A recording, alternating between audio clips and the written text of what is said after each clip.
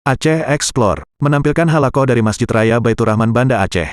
Subscribe, komen, like, dan share. Assalamualaikum warahmatullahi wabarakatuh. Alhamdulillahi rabbil alamin. Wassalatu wassalamu ala asyrafil anbiya'i wal mursalin,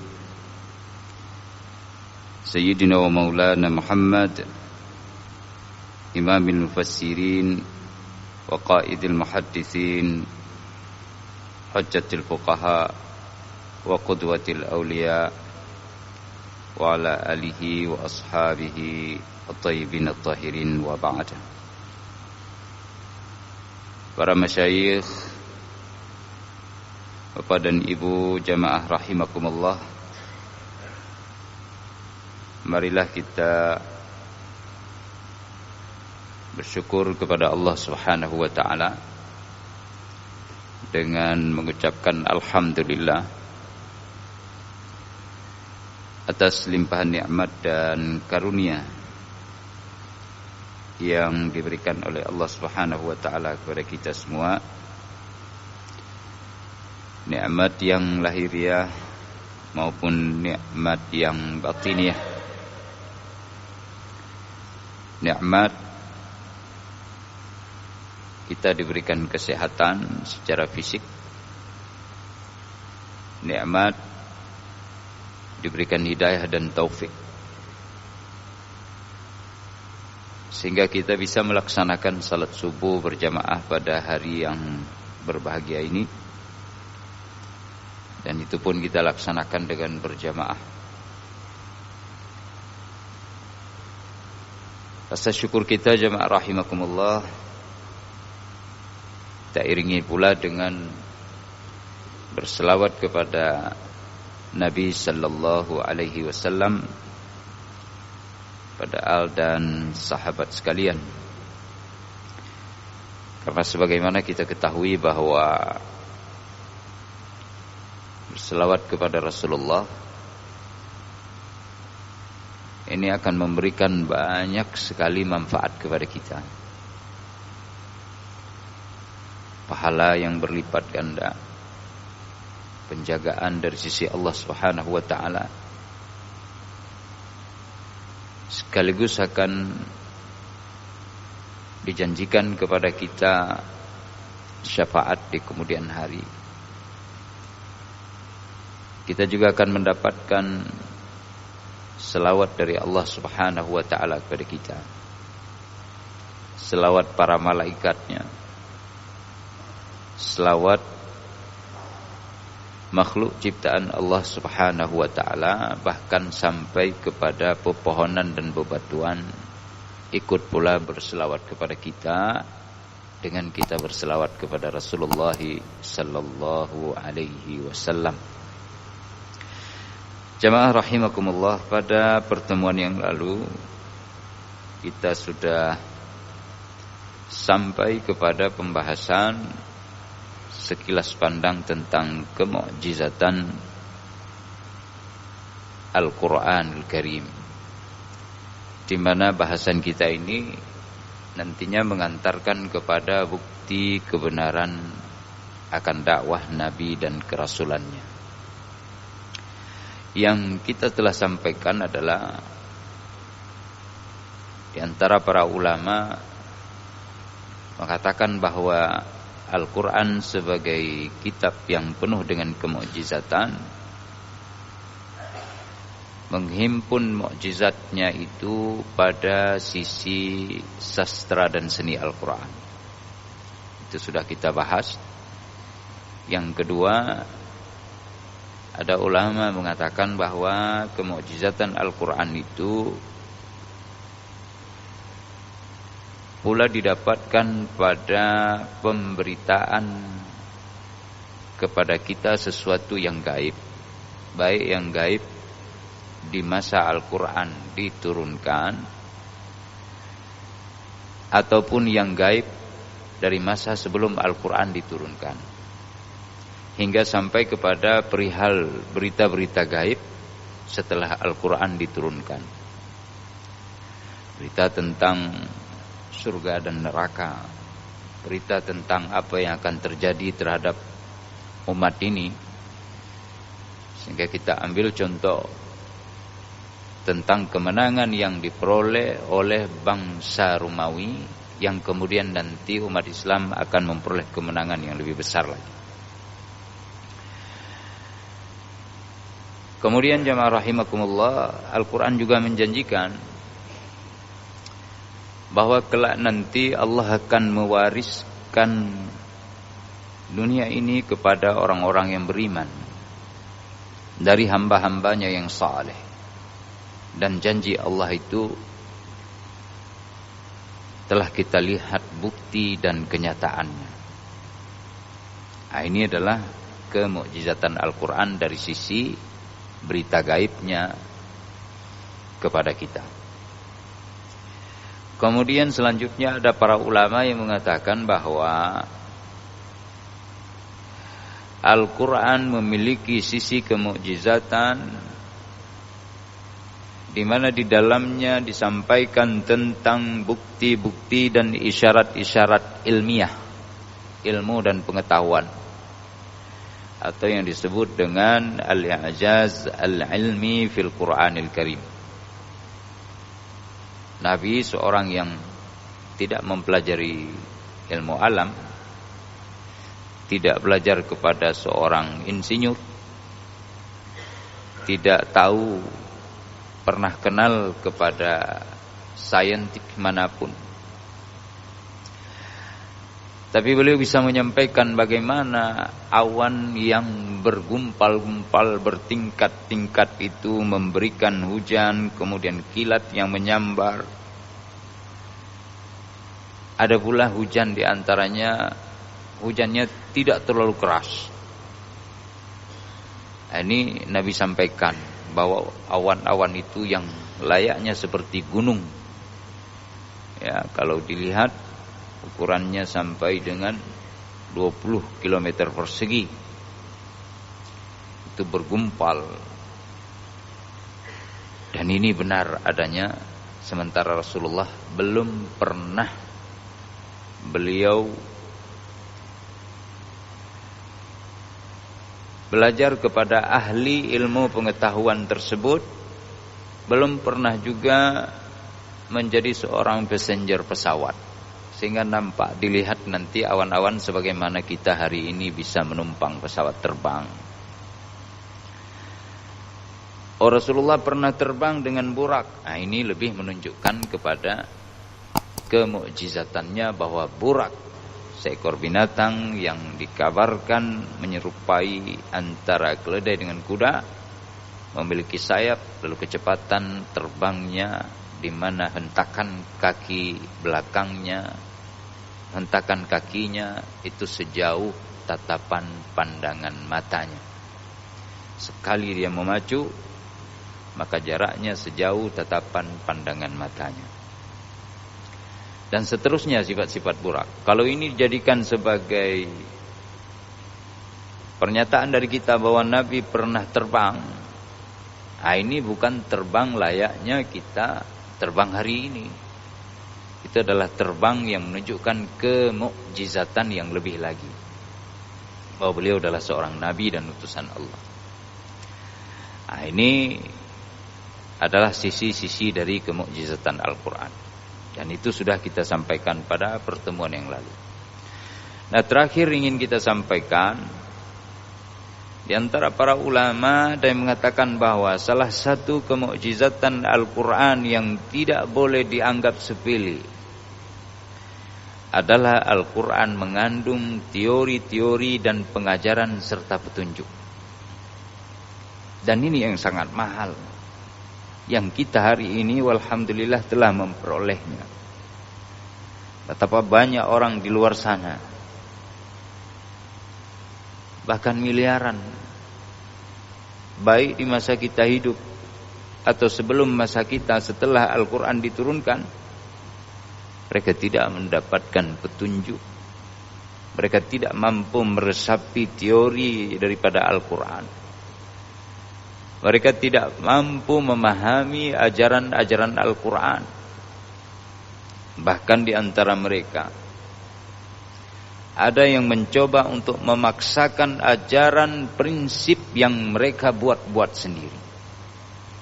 Dan mereka butuh kekuatan yang besar untuk memaksakan itu, di mana manusia tidak semua ras, tidak semua kulit, tidak semua bentuk hidungnya dan paras wajahnya itu dengan iklim yang berbeda-beda bisa menerima prinsip dan pengajaran yang dipaksakan itu. Sehingga mereka menolak.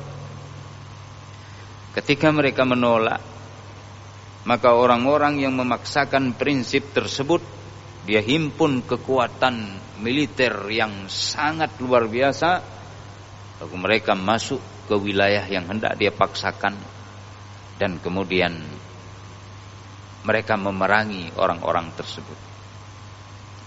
Bukan karena mereka tidak mau ikut, ya, bukan karena mereka menentang lalu melakukan peperangan atau melawan balik, tapi karena mereka tidak mau ikut. Dengan tidak mau tunduk kepada mereka, lalu mereka akan memeranginya.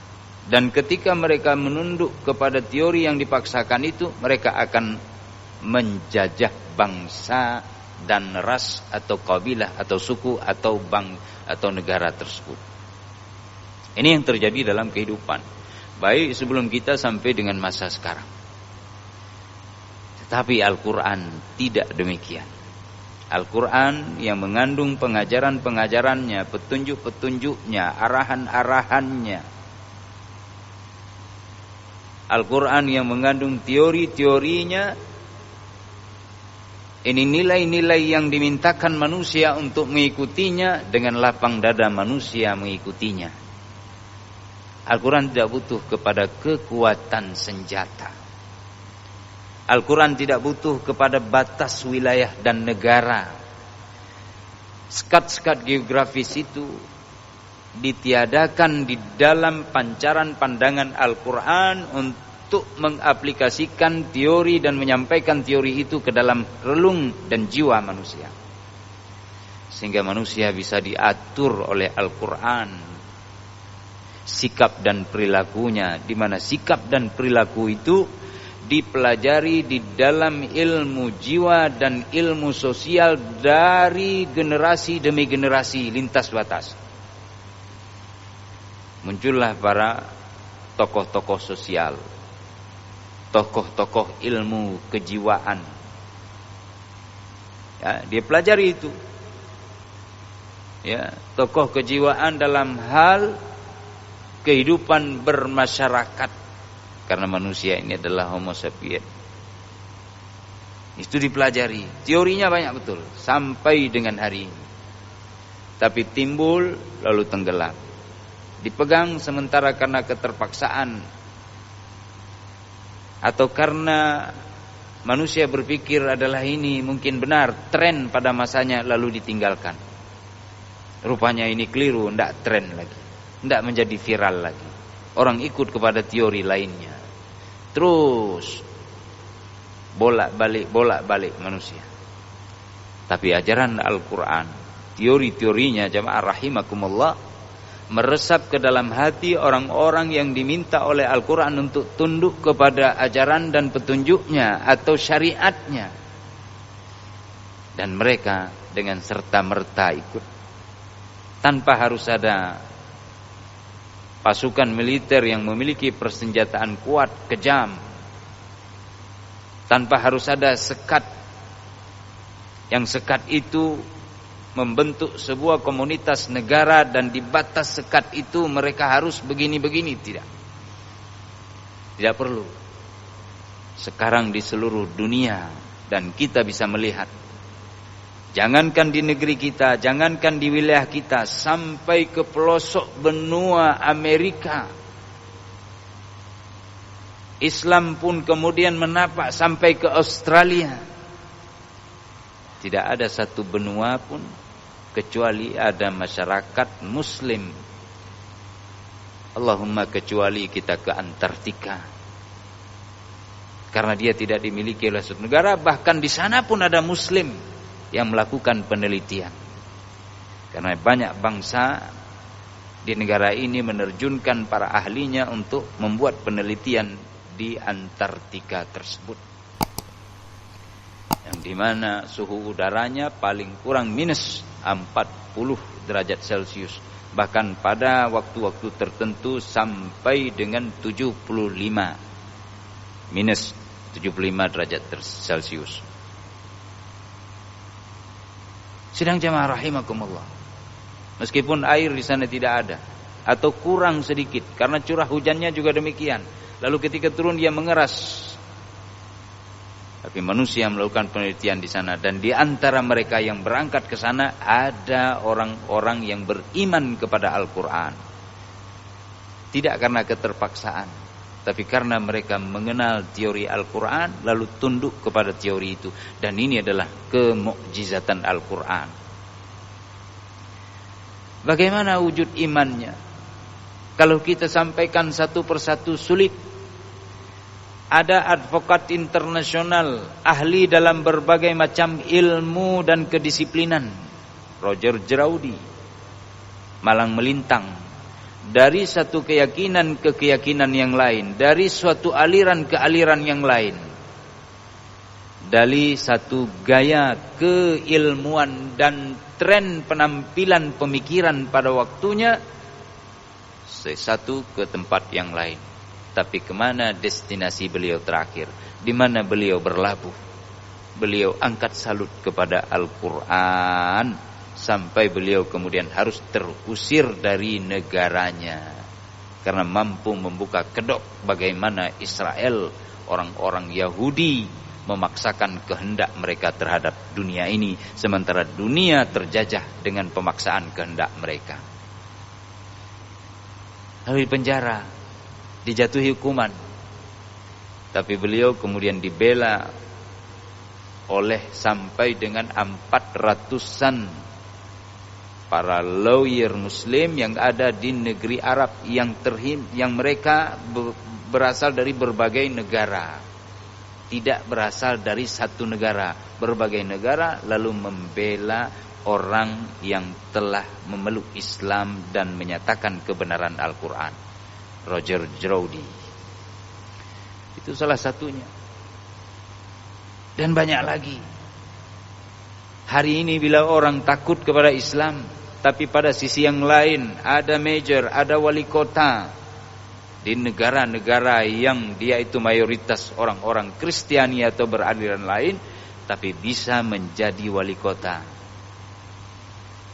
bisa menjadi gubernur, bahkan tidak mungkin suatu saat bisa menjadi pemimpin nomor satunya,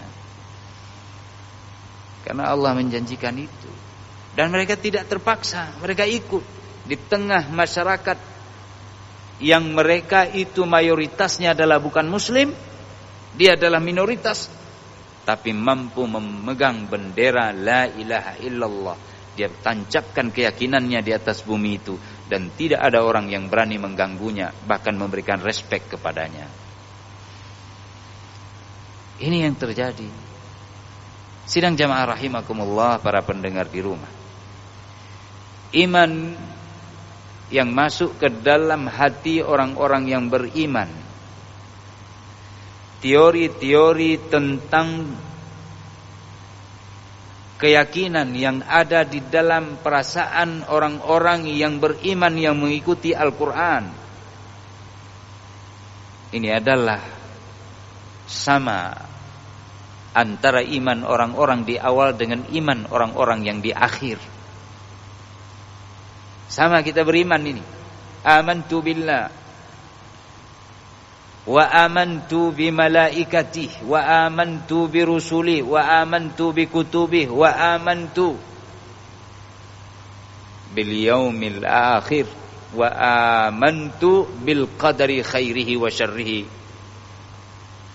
Ini 6 rukun sama dengan yang diimani oleh sahabat pada masa Al-Quran diturunkan, kemudian berjalan seiring waktu. Iman itulah yang kita imani hari ini.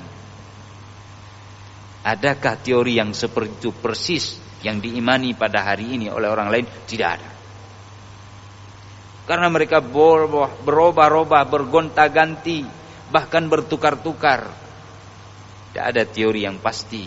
Teori yang diungkapkan oleh salah satu keilmuan mereka yang selain muslim, selain dari berasal dari Al-Quran, kemudian datang teori selanjutnya untuk menutupinya ataupun untuk menolaknya.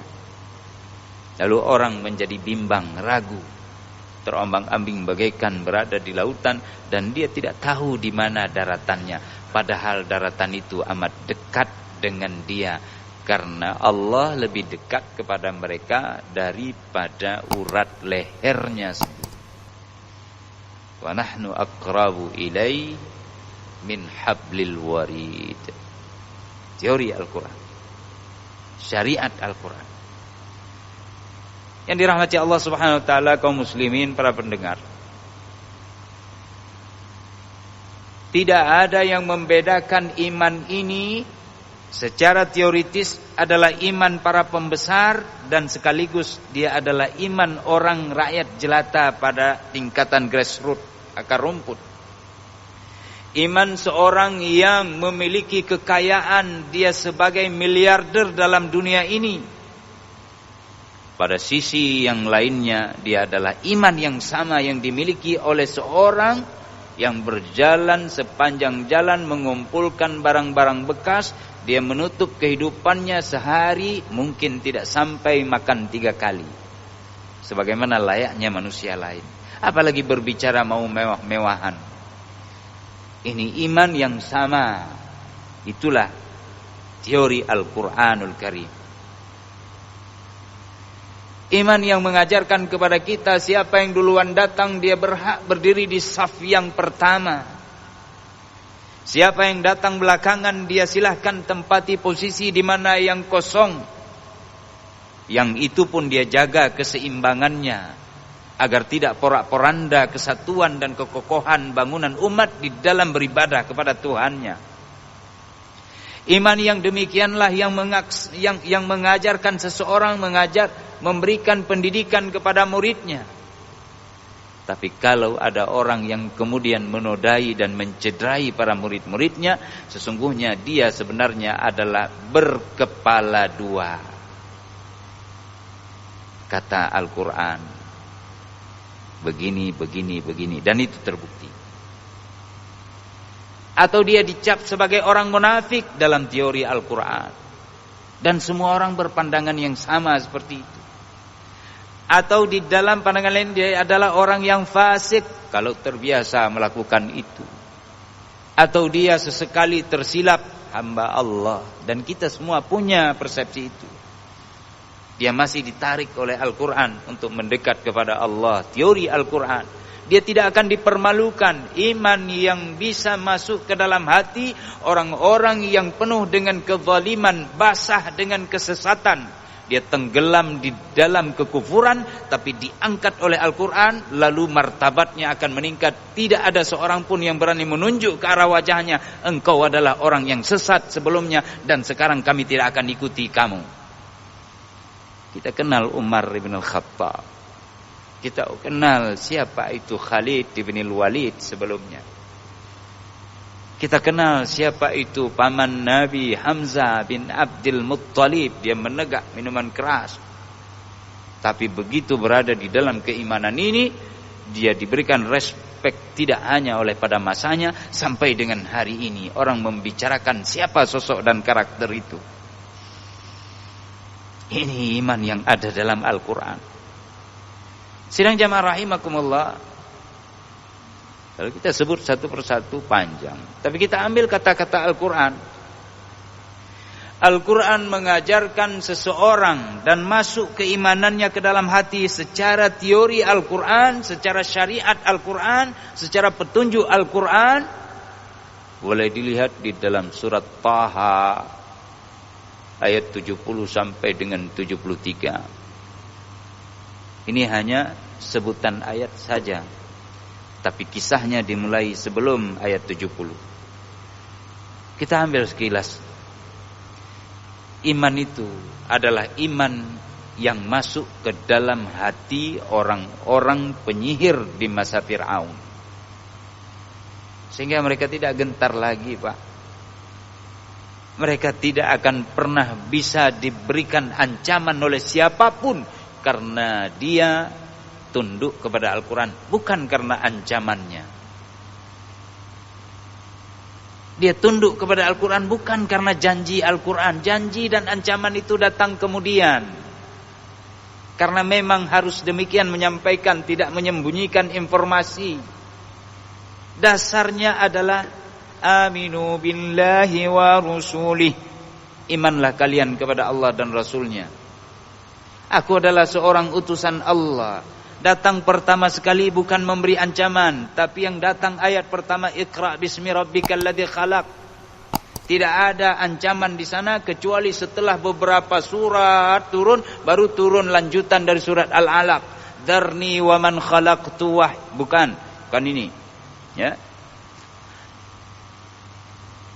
Ara'aita alladhi yanha 'abdan idza shalla ara'aita in kana 'alal huda aw amara bit taqwa ara'aita in kadzdzaba wa tawalla alam ya'lam anna Allaha yara kalla la in lam yantahi lanasfa'an bin nasiyah nasiyatin kadhibatin khati'ah falyad'u nadiya sanad'u az-zabaniyah kalla la tuti'hu wasjud waqtarib.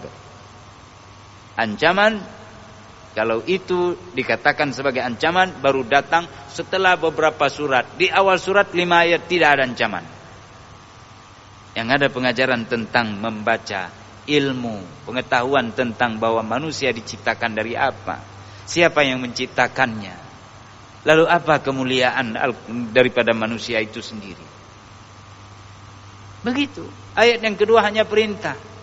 Ya ayyuhal muddathir qum fa'anzir wa rabbaka fakabbir wa thiyabaka fatahhir warrujza fahjur wa la tamnun tastakthir. Malah tegurannya kepada Nabi, kamu memberi bukan untuk mengharap diberi yang lebih banyak. Diajarkan teori ini.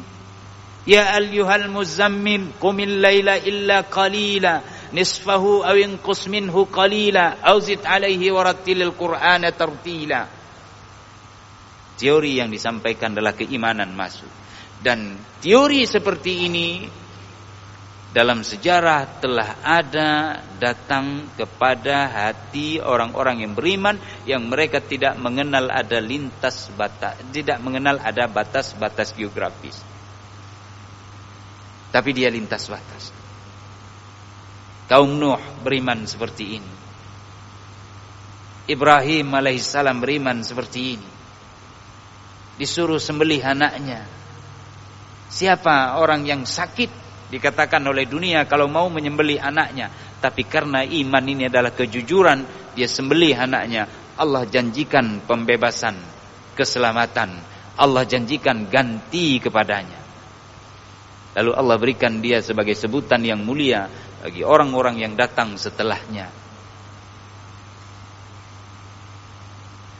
Iman yang meresap masuk ke dalam hati perempuan Fir'aun, Asia.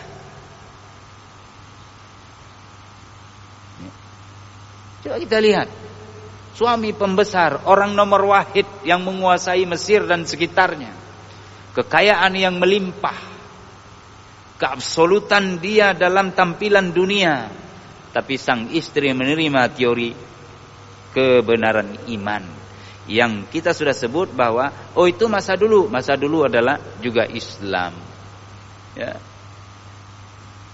Al-yawma akmaltu lakum dinakum. Kita sudah sampaikan bagaimana kitab Taurat, Zabur, Injil dihimpun oleh Allah dalam Al-Qur'an. Karena ini adalah agama yang satu. Innad dina indallahi al-Islam. Setiap nabi menyampaikan, sudah ada kita sampaikan sebelumnya. Bahkan nama nabi disebut. Ya. Iman yang ada di dalam hati kita hari ini, role modelnya adalah sama dengan iman yang masuk ke dalam hati dan perasaan serta pikiran para pemegang tali yang melempar kepada Musa yang sebelumnya dia berseteru dengan Musa. Dan ini disebut oleh Al-Quranul Karim. Jamaah rahimakumullah. Surah An-Nahl tadi kita sampaikan. Ayat yang ke 70 sampai dengan 73. Fa'alqas saharatu sujjada qalu amanna bi rabbi Harun wa Musa. Lalu tukang-tukang sihir itu tersungkur dengan bersujud. Seraya mereka berkata, kami telah percaya kepada Tuhan Harun dan Musa. Apa kata Fir'aun? Qala amantum lahu qabla an adana lakum. Musa tidak ada mengancam. Hanya Musa bertanya, kalian yang melempar duluan atau aku yang melempar? Tapi mereka kemudian melempar duluan. Setelah dilihat membentuk ular, melenggok-lenggok ke sana kemari, Musa diperintah oleh Allah, lempar tongkatmu. Ketika dilempar, semua disapu bersih. Tukang sihir tahu, ilmu kami ini adalah ilmu taktik, ilmu kami adalah trik, ilmu kami adalah sulap, ilmu kami adalah sihir. Apa yang ditampilkan oleh Musa bukanlah sulap, dia bukan sihir, apalagi trik yang bisa dipelajari. Tidak, ini adalah sebuah komponen dari sekian kehakikatan ilmu. Maka mereka tunduk, tidak ada diancam. Bahkan mereka diberikan iming-iming sebelumnya, kalau kami menang melawan Musa, kedudukan kami mulia di sisimu, wahai Fir'aun. Ya, I give my word. Pegang kata-kata janjiku, kalian dapat kalau bisa mengalahkan Musa. Musa hanya segelintir orang waktu itu, tapi mampu mengalahkan para penyihir Fir'aun yang jumlahnya menurut sebagian ahli tafsir sampai dengan 70 orang. Mereka semua beriman. Kata Fir'aun, apakah kamu telah beriman kepadanya, artinya kepada Musa, sebelum aku memberi izin kepadamu sekalian? Ini merasa dia presiden, merasa dia pemimpin, semua harus melalui izinnya, melalui kepresnya. Nah, tidak demikian. Innahu lakabirukum alladhi 'allamakumus sihar. Bahkan ada tuduhan dari Fir'aun. Sesungguhnya ia, maksudnya Musa, adalah pemimpin kalian yang mengajarkan sihir kepadamu sekalian. Fala uqatti'anna aydiyakum wa arjulakum min khilaf wa la usallibannakum fi judhu'in nakhli wa la ta'lamunna ayyuna ashaddu 'adzaban wa abqa. Fir'aun mengeluarkan ancaman lain setelah bertanya dengan sinis, kau beriman tanpa minta izin kepadaku? Tunggu. Ya. Itu Musa adalah sebenarnya pemimpin sihir kalian yang paling tinggi yang mengajarkan kepada kalian. Berarti kalian sedang membuat ulah, membuat makar. Maka sesungguhnya aku akan memotong tangan dan kaki kamu sekalian dengan bersilang secara timbal balik. Potong tangan kanan, potong tangan kiri. Tobat enggak kalian? Balik enggak? Berpihak kepada partaiku tidak? Potong tangan kanan. Enggak. Kalau enggak mau, potong satu lagi, kaki kiri. Enggak mau juga, naik ke atas, potong tangan kiri. Enggak mau juga, potong kaki kiri, kaki kanan.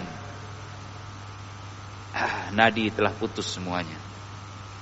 Itu kalau kalian tidak mau balik dari teori yang kalian telah yakini sekarang. Padahal itu adalah pengajaran Musa menurut dia. Dia tidak bilang itu adalah kalian sudah atur makar sedemikian rupa, tapi yang kalian yakini itu adalah sebenarnya pengajaran Musa. Ya, ini dia. Dan sesungguhnya aku akan salib kamu sekalian pada pangkal pohon kurma. Dan sesungguhnya kamu akan mengetahui siapa di antara kita yang lebih pedih dan lebih kekal siksanya, duniawi. Dia ancam seperti itu. Apa dijawab oleh penyihir Fir'aun yang setelah beriman kepada Musa? Qalu lan nu'thiraka 'ala ma ja'ana minal bayyinat walladhi fatarana faqdi ma anta qad innama taqdi hadhihi al-hayat ad-dunya Inna amanna bi rabbina liyaghfira lana khatayana wa ma akrahtana alaihi minas sihr wallahu khairu wa abqa. Lihat iman ini. Mereka berkata, kami sekali-sekali tidak akan mengutamakan kamu daripada bukti-bukti yang nyata, itu mukjizat, teori Al-Quran yang datang kepada kami, teori kebenaran ya, yang telah datang kepada kami. Waktu itu ya dari Musa, berarti kitab Taurat kan. Kita sudah sampaikan tadi, Taurat dihimpun kemudian di dalam Al-Quran. Nah, yang datang kepada kami daripada Tuhan yang telah menciptakan kami, maka putuskanlah apa yang hendak kamu putuskan. Sesungguhnya kamu hanya akan dapat memutuskan pada kehidupan duniawi ini saja. Bukan sedikit orang yang telah dibunuh Muslim Myanmar, dipaksa, lalu mereka dibakar sampai kepada anak-anaknya, perempuan-perempuannya yang manulanya dipanggang di dalam api. Tapi mereka tidak mau tinggalkan keyakinan ini. Dia tidak mau bilang, oh Pak, tidak apa-apa, pokoknya saya ikut Bapak, apa saja boleh. Tidak ada. Ini iman yang ada dari 1 sampai dengan 6. Dia tidak akan tinggalkan.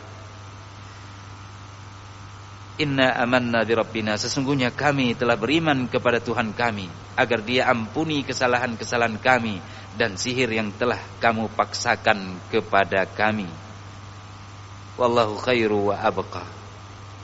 Dan Allah adalah lebih baik memberikan janjinya kepada kami, dan Allah wa abqa, lebih kekal siksaannya dibandingkan dengan siksaan kamu. Kalau tadi kami dijanjikan untuk mendapatkan kedudukan depan, memang baik itu, tetapi karena itu adalah sesuatu yang salah, maka kami tidak akan mau. Itu apa kedudukan di dunia ini? Sementara, fana. Kalau kamu mau coba potong kaki dan tangan kami, lalu kamu akan salib kami di pangkal pohon kurma, diikat di sana, silakan, itu adalah kehidupan duniawi. Tidakkah engkau tahu, hai Fir'aun, dan kami yakin pada itu, bahwa siksa Allah kalau kami tetap berada di dalam kesesatan, kekafiran, kemusyrikan, dan permainan sihir yang menipu rakyat dan manusia, dan ini akan mendapatkan siksa yang lebih kekal di sisi Allah Subhanahu wa ta'ala. Di dunia sekali 1-2 jam, 3 jam, 3 bulan, 16 tahun, 20 tahun, katakanlah 50 tahun, katakanlah 100 tahun, setelah itu kita berangkat menuju kepada Tuhan, karena sudah lemah sekali.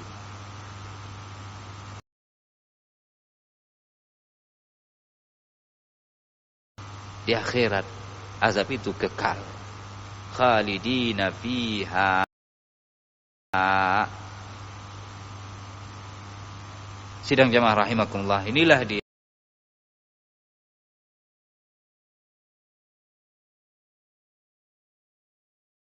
salah satu sisi daripada kemukjizatan Al-Quran dengan syariat, teori, arahan dan petunjuknya, dan tidak dimiliki oleh sesiapapun selain daripada Al-Quran. Dan itu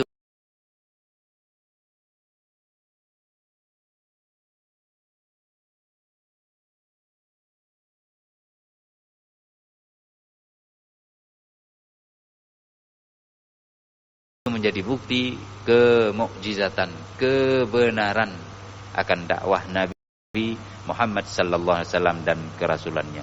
Mudah-mudahan ini menjadi sebuah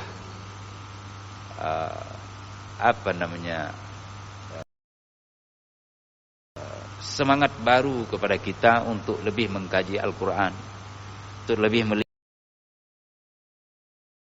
ke dalamnya, membuka lembaran-lembarannya, meresapi ayat-ayatnya setelah kita ucapkan dengan lisan kita, sehingga bacaan kita juga diberikan rahmat oleh Allah Subhanahu wa taala dan bertambahlah pahala kepada kita semua. Lalu kemudian dipupuk akan tingkat keimanan kita sehingga betul-betul sebagaimana yang diharapkan oleh Allah Subhanahu wa taala. Hadanallahu wa iyyakum. Subhanakallahumma wa bihamdika asyhadu an la ilaha illa anta astaghfiruka wa atubu ilaik. Assalamualaikum warahmatullahi wabarakatuh.